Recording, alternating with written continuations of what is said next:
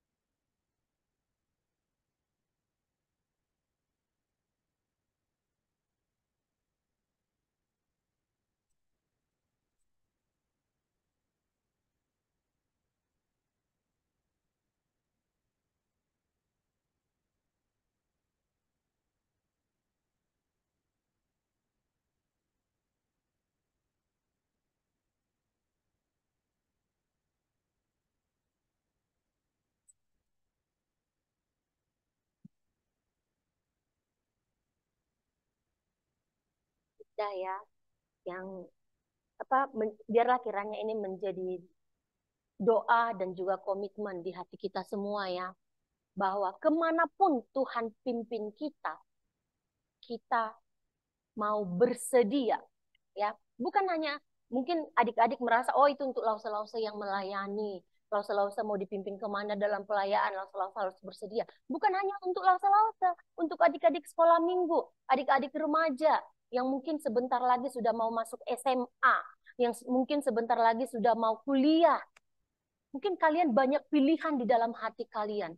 Mau yang mana ya? Apakah mau ke universitas ini, ke universitas itu, mau ke SMA yang mana ya? SMA ini atau SMK atau STM? Banyak pilihan yang menarik. Nah, kita jangan lupa meminta pimpinan Tuhan. Karena dikatakan apa? Pimpinan Tuhan itu adalah yang terbaik.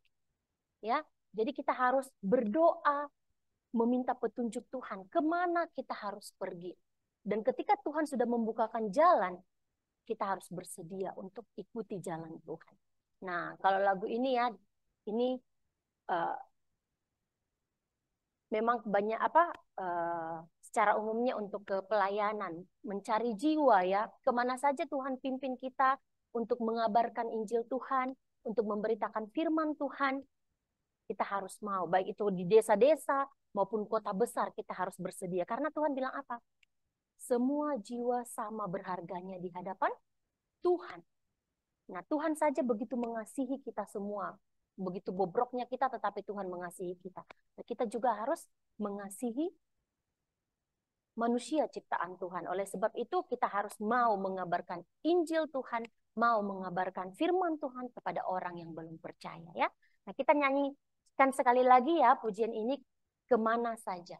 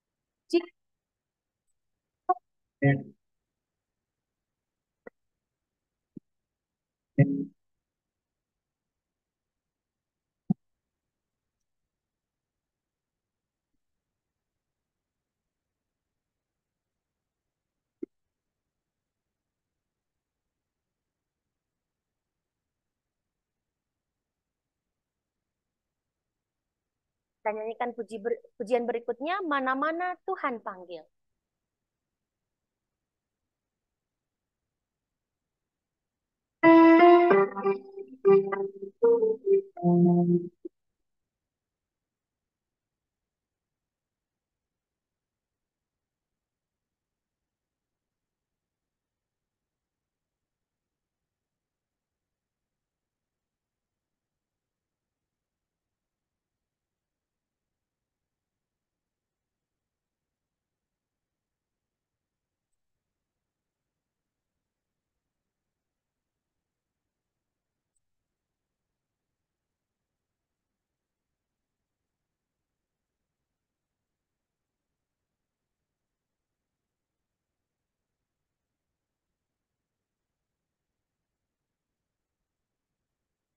Kita semua ya, dari adik-adik sekolah minggu sampai ke lause-lause, kita bisa bekerja di ladangnya Tuhan. Nah, seperti adik-adik remaja ini yang sudah ikut ambil bagian dalam pelayanan ya, dan nanti siang nanti kita akan berdedikasi di hadapan Tuhan. Kita berjanji di hadapan Tuhan akan bekerja untuk Tuhan dengan sungguh-sungguh, bekerja untuk mempermuliakan nama Tuhan ya. Kiranya Tuhan berikan kita semua kekuatan untuk bekerja di ladangnya Tuhan. Tuhan sudah memanggil kita, mari kita lakukan tugas pelayanan kita untuk kemuliaan nama Tuhan. Nah, kita lanjutkan lagi pujian kita, satu anak Tuhan. Satu anak Tuhan pergi sekolah minggu.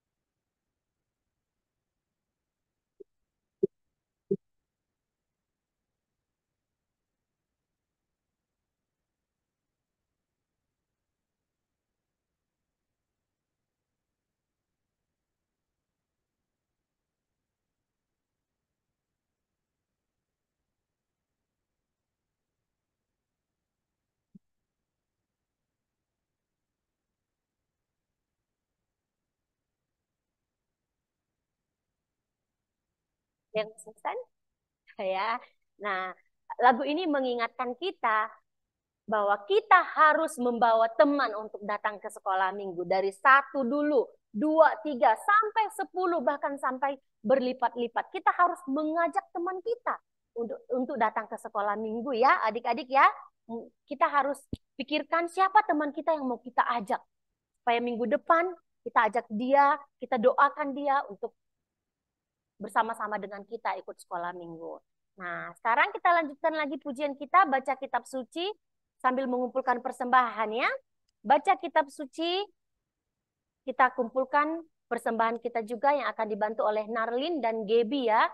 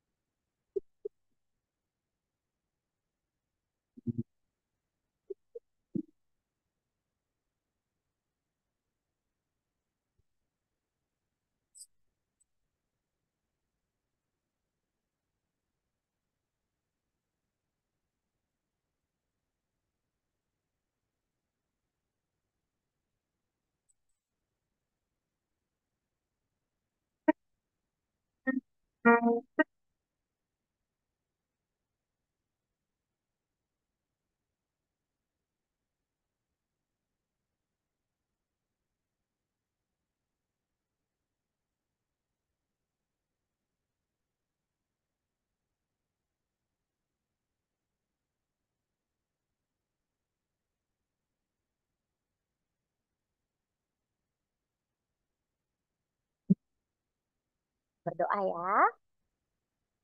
Bapak Surgawi, kami bersyukur untuk semua puji-pujian yang telah kami nyanyikan.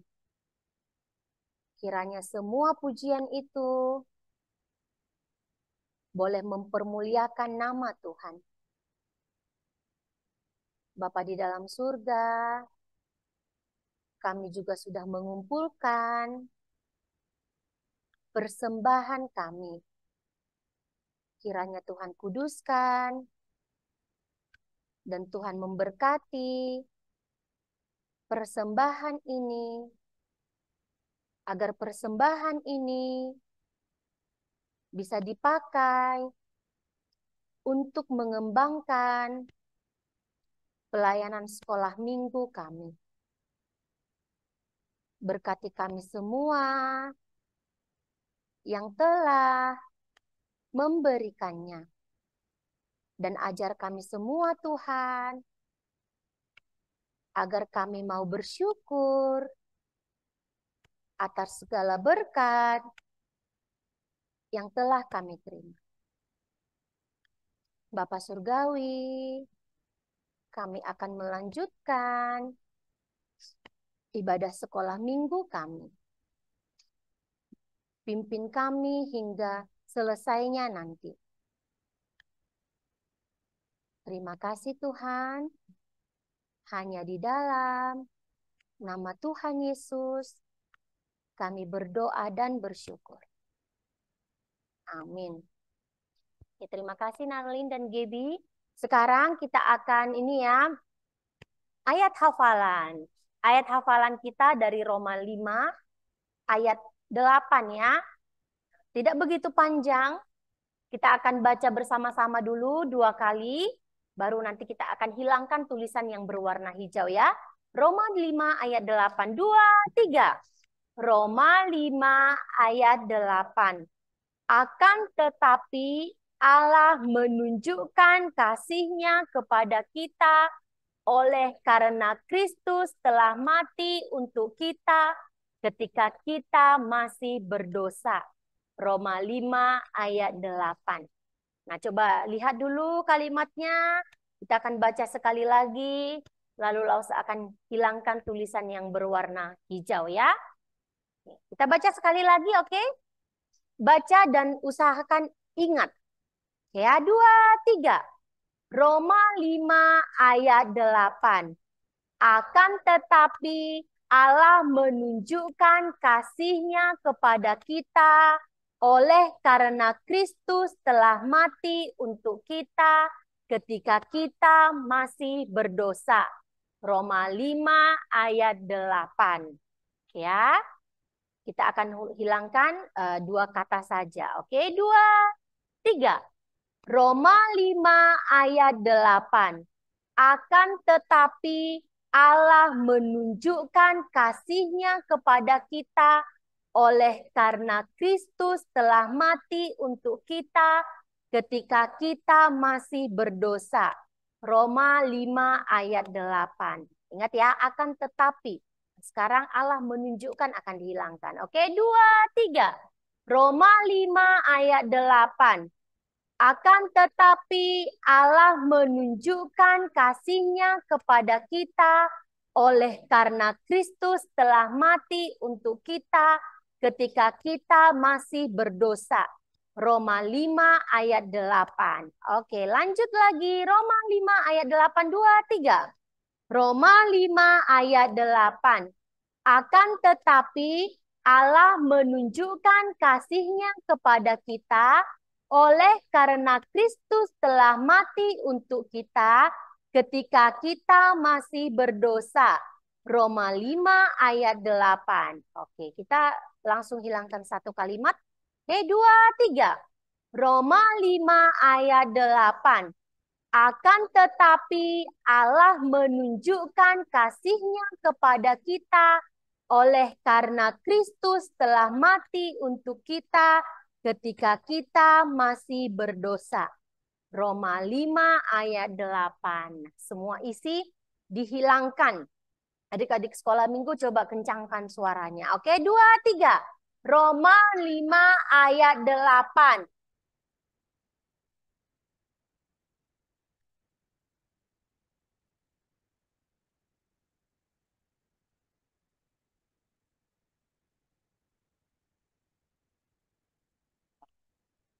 Ternyata sudah banyak yang hafal ya. Oke, kita hilangkan semuanya ya. Ikut alamatnya juga. Oke, 2, 3. Roma 5 ayat 8.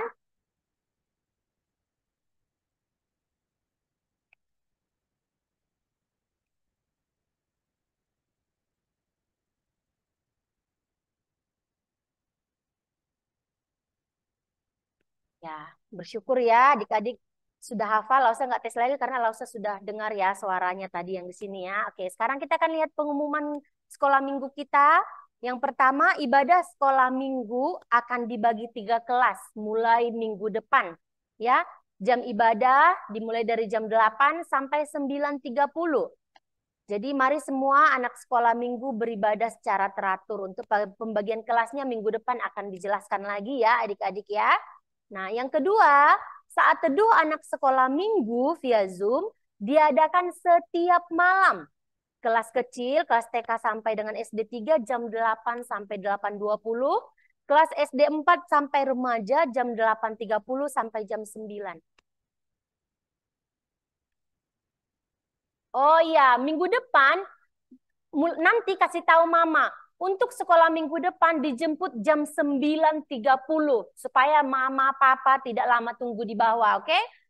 Nanti kasih tahu mama pulang sekolah minggu sampai di rumah kasih tahu, "Ma, Pa, minggu depan sekolah minggu pulangnya jam 9.30." Jadi jemputnya jam 9.30, oke? Nah, kembali lagi ke Zoom. Semua adik-adik sekolah minggu ikut bersaat teduh ya. Semua yang hadir di sini nih banyak. Jadi malam bersaat teduh juga harus hadir ya. Oke, itu saja pengumuman kita. Sekarang kita akan mendengarkan cerita firman Tuhan yang akan disampaikan oleh Lause Maritus.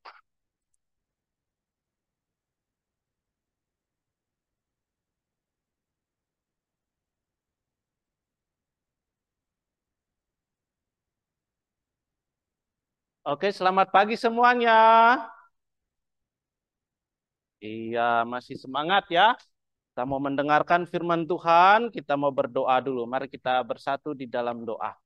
Ayo ikuti lause. Bapa di sorga, kami bersyukur kami bisa datang ke rumah Tuhan untuk beribadah. Saat ini kami mau mendengarkan firman Tuhan. Tolonglah kami agar kami bisa duduk tenang, fokus, memperhatikan cerita firman Tuhan. Berikan kami hikmat agar kami bisa mengerti firman Tuhan dengan baik. Tolonglah kami agar kami bisa bertumbuh di dalam Tuhan Yesus. Inilah doa dan permohonan kami.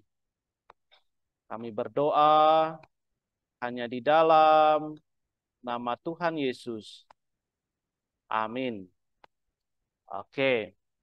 Nah, kita mau mendengarkan firman Tuhan. Semua perhatikan ya.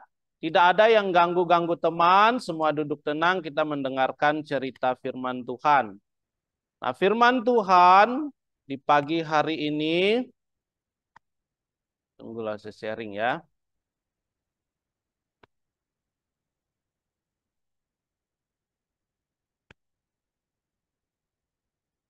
Oke.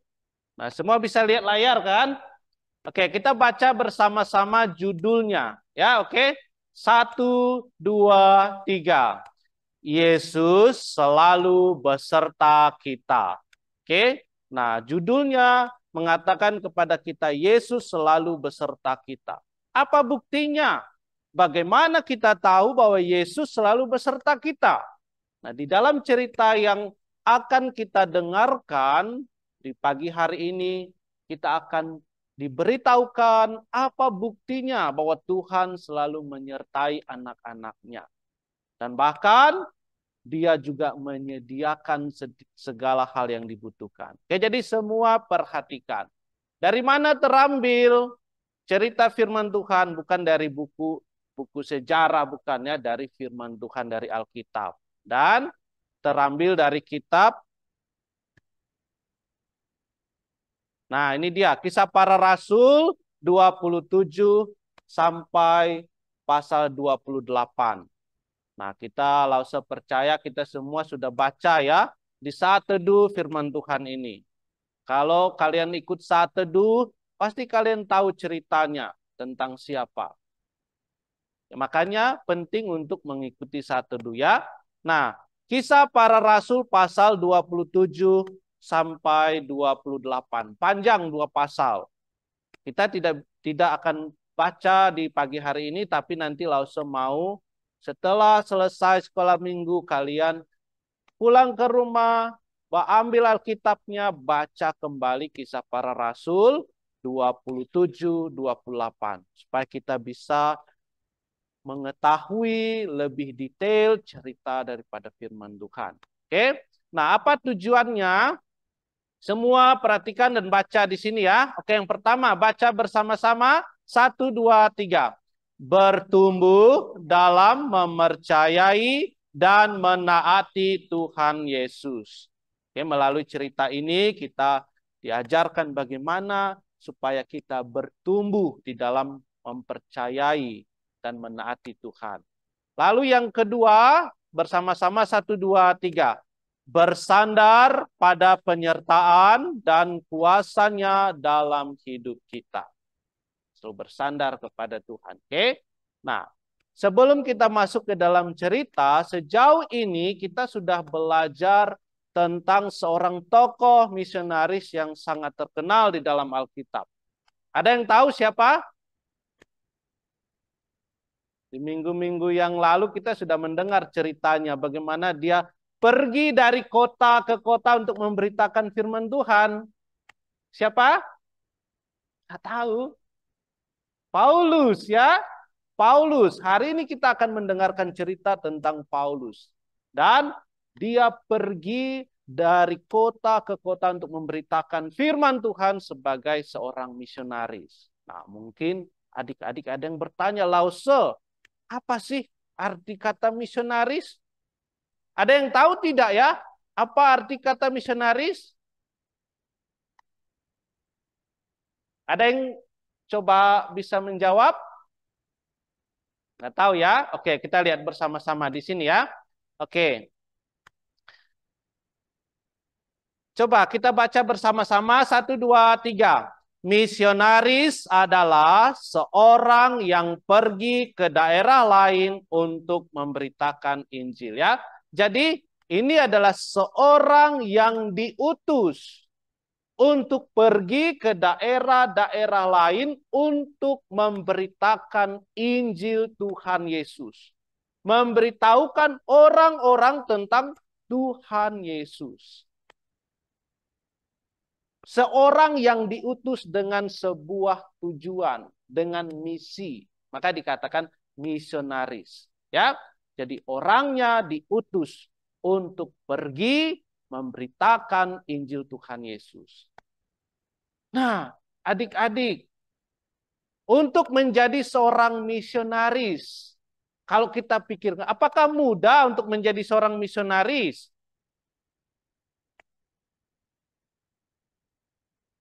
Apakah mudah? Kalau coba kita bayangkan, apakah mudah untuk menjadi seorang misionaris? Tentu kita semua setuju untuk menjadi seorang misionaris tidaklah mudah. Ya. Tidaklah mudah untuk menjadi seorang misionaris. Kenapa?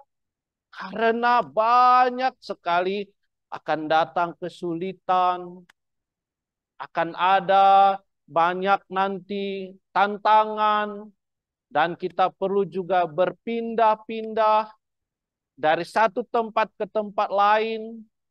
Belum lagi nanti mengalami penganiayaan, kita diejek, difitnah.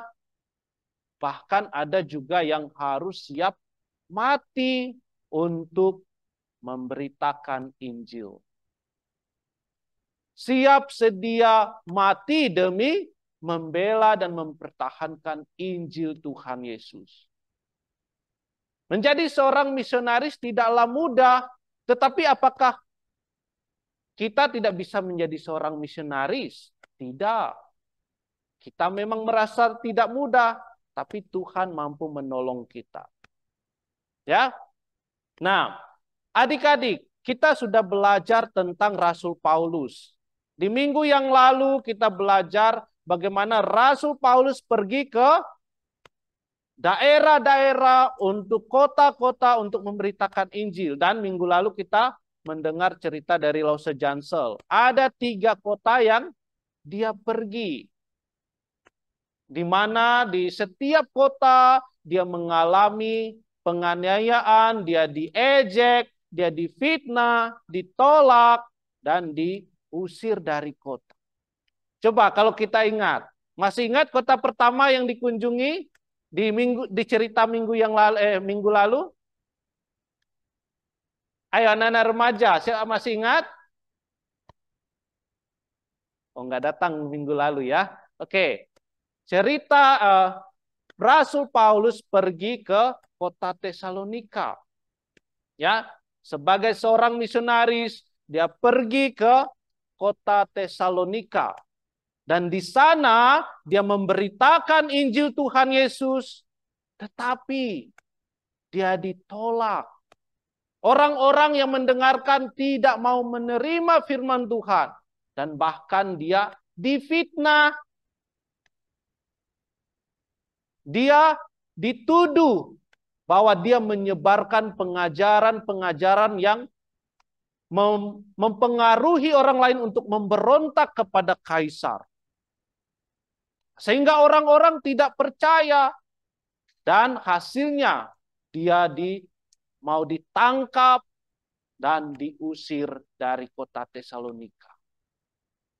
Ya. Dia memberitakan kebenaran tetapi dia difitnah. Tetapi apakah Rasul Paulus berhenti memberitakan Injil Tuhan Yesus? Tidak. Dia difitnah, dia dituduh yang jahat, dia tidak berhenti memberitakan Injil. Bahkan dia pergi ke kota yang selanjutnya, kota Berea, ya. Dia pergi ke kota Berea dan di sana dia diterima oleh orang-orang di Berea, pengajarannya diterima, firman Tuhan diterima oleh orang-orang di sana. Dan ada orang-orang yang percaya kepada Tuhan Yesus. Akan tetapi, ada juga orang-orang yang sengaja mereka menolak pengajaran Paulus. Dan dia juga ditolak firman pengajarannya. Dan dia diusir dari kota Berea. Lalu kota ketiga kita melihat minggu yang lalu kita mendengar bahwa dia pergi ke Athena.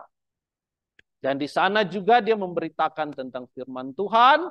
Dan ada juga yang menerima, tapi kebanyakan orang menolak firman Tuhan. Dan karena tuduhan-tuduhan demikian, yang memberitahukan fitnahan-fitnahan bahwa dia mengajarkan atau mempengaruhi orang-orang untuk memberontak kepada kaisar, dan Paulus ditangkap dan dia diadili di kota Yerusalem. Dia diadili dan diputuskan bahwa dia akan naik banding ke kota Roma, ke pengadilan yang lebih tinggi. Maka di dalam cerita kita akan mendengar bagaimana perjalanan Rasul Paulus dari Yerusalem menuju kota Roma. Dan apa yang dilakukan di sana? Ya, di sini kalau kita membaca firman Tuhan, setelah diputuskan bahwa kami akan berlayar ke Italia, maka Paulus dan beberapa orang tahanan lain diserahkan kepada seorang perwira yang bernama Julius dari pasukan kaisar. Paulus ditangkap dan ditahan, dan ketika Rasul Paulus mengajukan banding atau memprotes atas keputusan yang ada di Yerusalem, dia mengajukan banding untuk ke pengadilan yang lebih tinggi, ke pusatnya yang ada di kota Roma. Dan akhirnya keputusannya dikabulkan dan Rasul Paulus beserta tahanan-tahanan yang lain diserahkan kepada seorang perwira tentara dari pasukan kaisar itu untuk membawa mereka menuju kota Roma. Nah, di dalam perjalanan mereka, ya, Paulus dan semua orang menghadapi banyak kesulitan. Tentu mereka saat ini mereka menggunakan transportasi kapal, ya. Dulu tidak ada pesawat. Mungkin sekarang kita bisa dengan cepat, tapi dulu tidak ada pesawat. Mereka memerlukan waktu yang berbulan-bulan untuk berlayar. Mereka harus singgah dari satu ke kota lain. Dan di dalam perjalanannya, Rasul Paulus, dia mendapatkan kesulitan. Tetapi Tuhan selalu menyertai Paulus dan menyediakan segala hal yang diperlukannya. Kalau kita membaca di dalam Kisah Para Rasul, ya, 27, di mana di tengah-tengah perjalanan mereka diperhadapkan kepada sebuah peristiwa yang sangat menakutkan, di mana kapal yang mereka tumpangi karam. Artinya tenggelam, ya. Karena apa? Karena ombak angin yang begitu kencang. Ketika Rasul Paulus dan beserta ke pengemudi kapal, awak kapal, dan orang-orang tahanan lain, mereka berada di dalam kapal. Paulus sudah mengingatkan, karena waktu itu bukanlah waktu yang baik untuk melakukan perjalanan menggunakan kapal. Karena bisa saja angin ombak yang besar bisa datang kapan saja. Tetapi perwira kaisar itu yang bernama Yulius, dia tidak mendengarkan perkataan Paulus. Dia memerintahkan untuk terus berlayar. Dan di tengah-tengah perjalanan, apa yang mereka alami? Terjadilah angin badai yang begitu kencang. Angin sakal dikatakan firman Tuhan. Nah, angin sakal yaitu angin yang bertiup dari arah yang berlawanan. Seperti misalkan kapal dari sini, angin sakal datang dari sini. Sehingga membuat kapal itu tidak bisa berjalan, tidak bisa berjalan terus. Terhenti. Karena kencangnya angin itu membuat kapal mereka tidak bisa berhenti, tidak bisa bergerak. Rasul Paulus merasa begitu ketakutan dan bahkan orang-orang yang ada di dalam kapal itu sangat ketakutan. Coba kita bayangkan kalau kita pernah naik kapal, tiba-tiba ada ombak yang begitu besar menghantam kapal kita. Tentu kita merasa ketakutan, kan? Tentu kita merasa, wah, apa yang akan terjadi? Inilah yang dirasakan oleh orang-orang yang berada di dalam kapal. Dan bahkan ada orang-orang yang di dalam kapal mencoba untuk terjun ke laut untuk menyelamatkan diri. Tetapi Rasul Paulus yang mengatakan bahwa janganlah ada orang yang keluar daripada kapal karena mereka tidak akan bisa selamat. Kenapa Rasul Paulus mengatakan demikian? Karena Tuhan telah mengirimkan malaikatnya melalui mimpi ya. Dikatakan karena tadi malam seorang malaikat dari Tuhan yaitu dari Allah yang aku sembah sebagai miliknya berdiri di sisiku. Nah, Rasul Paulus mengalami bagaimana Tuhan menyertai dia ketika dia dalam bahaya. Ketika dia dalam kesulitan, Tuhan telah menyatakan bagaimana dia menolong Paulus. Dan apa yang dikatakan? Dan ia berkata, jangan takut Paulus. Engkau harus menghadap kaisar dan sesungguhnya oleh karunia Allah, maka semua orang yang ada bersama-sama dengan engkau di kapal ini akan selamat karena engkau. Jadi Rasul Paulus menguatkan orang-orang yang ada di dalam kapal itu.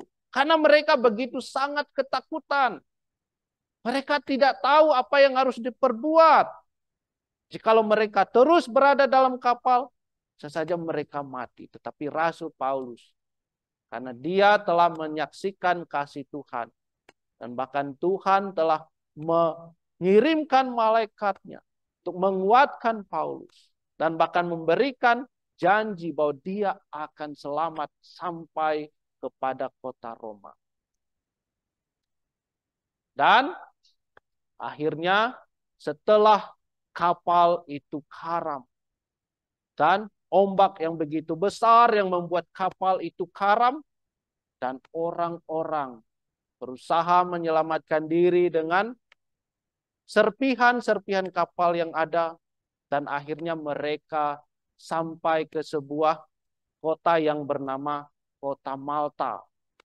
Ya, dan di sana mereka disambut dengan baik oleh orang-orang yang ada di sana. Dan mereka membuat api untuk menghangatkan tubuh mereka. Dan apa yang terjadi di sana? Ketika mereka sedang duduk menghangatkan tubuh mereka di dekat api, tiba-tiba ada seekor ular beludak dikatakan yang menggigit tangan Paulus. Nah, apa yang terjadi adik-adik di sini? kita melihat bahwa Rasul Paulus sekalipun dia digigit oleh ular yang begitu berbisa, yang beracun, dia tidak mengalami hal yang menakutkan, mengerikan, bahkan mati. Jikalau kita melihat ya ular beludak, ini adalah salah satu ular yang paling berbisa di dunia. Di mana ketika seseorang digigit oleh ular ini, dia akan mengalami pembengkakan dan bahkan mati. Ya, ular yang sangat berbisa. Tetapi ketika orang-orang itu melihat apa yang terjadi kepada Paulus, ketika ular menggigit tangannya dan dia menepis ular itu, dan orang-orang melihat bahwa tidak terjadi apa-apa kepada Paulus. Nah, bukankah ini semua karena pertolongan daripada Tuhan? Kalau kekuatan Paulus, dia tidak bisa melepaskan diri dari hal-hal yang sulit membahayakan ini. Tetapi karena Tuhan yang menyertai dia.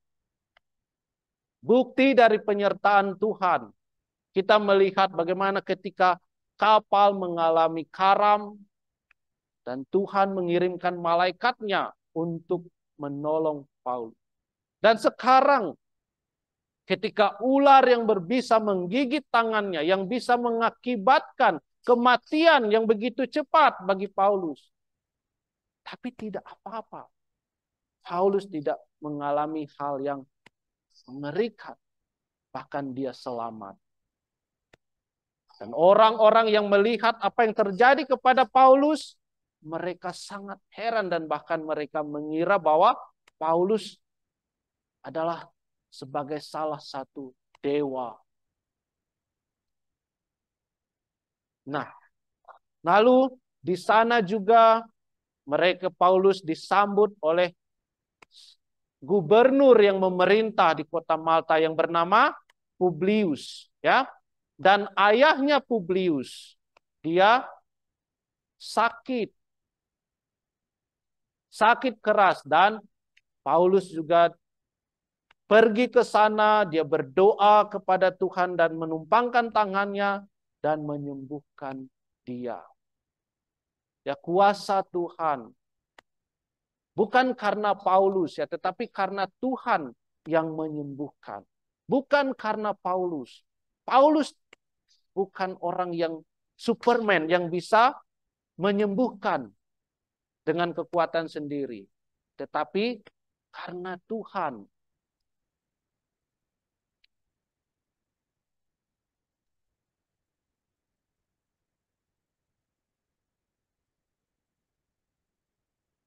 Ya, karena Tuhan yang telah menyembuhkan ayahnya Publius melalui doa Paulus. Ya, jadi adik-adik kita harus percaya kepada pertolongan Tuhan.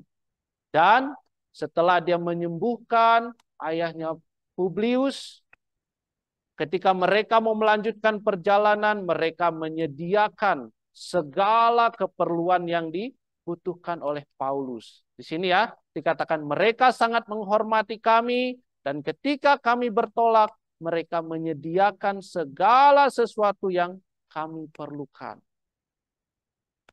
Jadi jelas ya bagaimana Tuhan menyertai Paulus di dalam perjalanannya menuju kota Roma.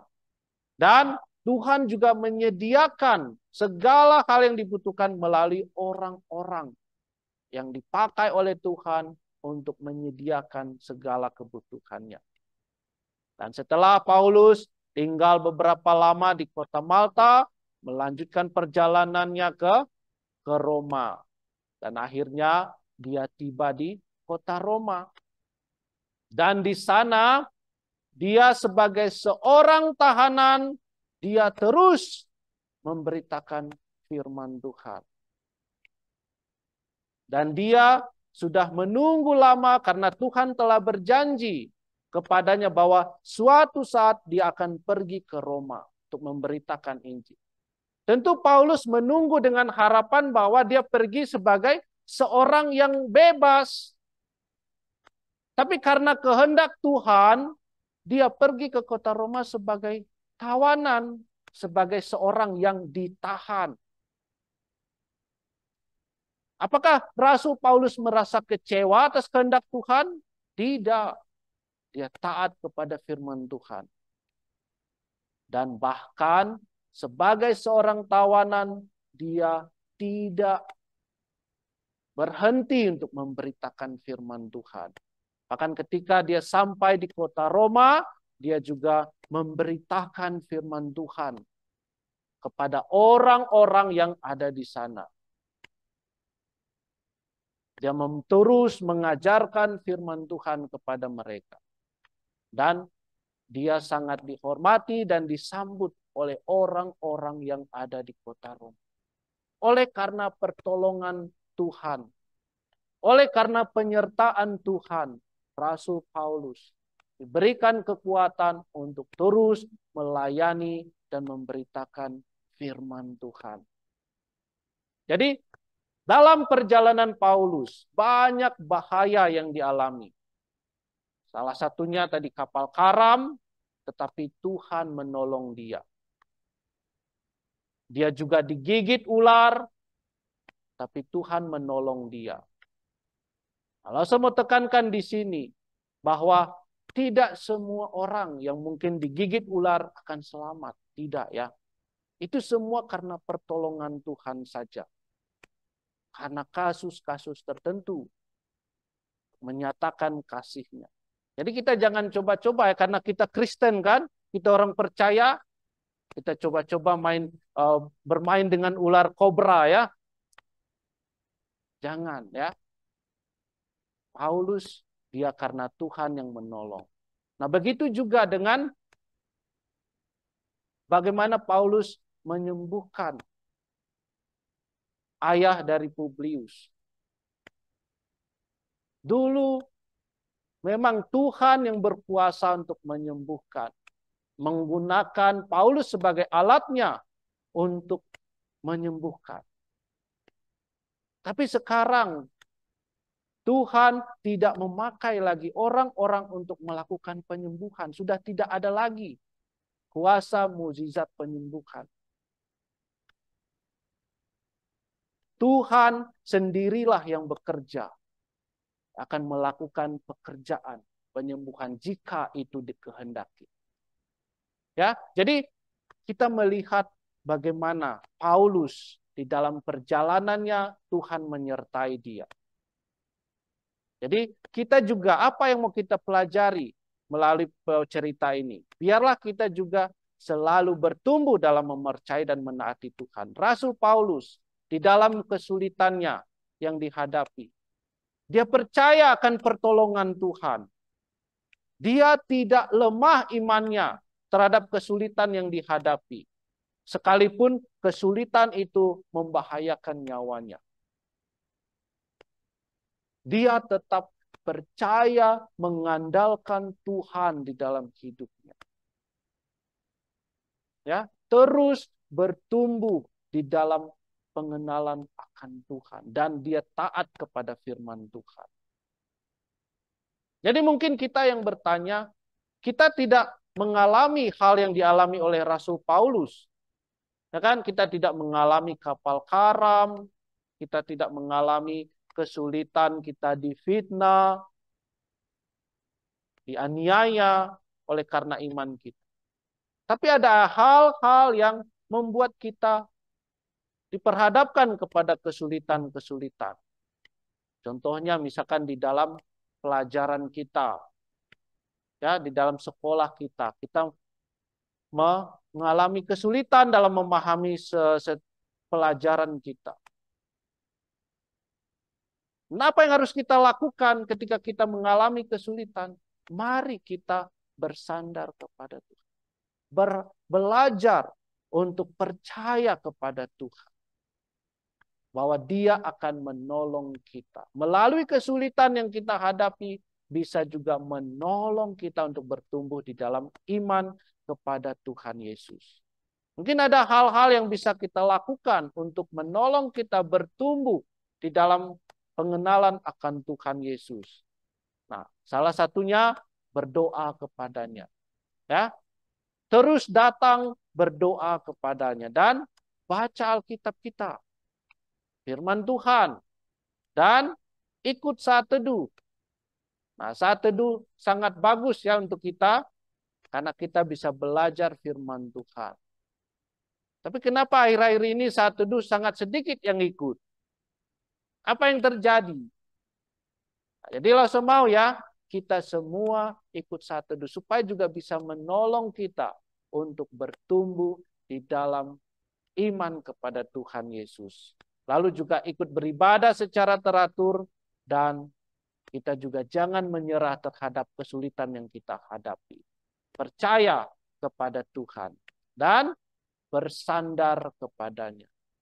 Mempercayai pertolongan Tuhan. Kesulitan ada, tantangan ada, tetapi kita percaya bahwa Tuhan sanggup menolong kita. Asalkan kita mau percaya dan bersandar kepadanya. Ya, kiranya Tuhan menolong kita. Mari kita berdoa. Bapa di sorga, kami bersyukur bagaimana Tuhan telah menyertai hamba-Mu Paulus di dalam perjalanannya menuju kota Roma, dan bahkan di dalam perjalanan mendapatkan kesulitan, tapi dengan kehendak-Mu, dengan kuasa-Mu, Rasul Paulus bisa melewati segala kesulitan yang ada. Itu semua hanya karena pertolongan daripada-Mu. Itu semua karena Tuhan Yesus yang menyertai dan bahkan menyediakan. Bapa di sorga, bantulah kami agar kami bisa juga belajar dari Rasul Paulus untuk selalu bersandar kepada Tuhan dan bahkan belajar untuk semakin hari semakin bertumbuh di dalam firman Tuhan. Terima kasih Tuhan Yesus. Inilah doa dan permohonan kami. Dalam nama Tuhan Yesus kami berdoa dan bersyukur. Amin.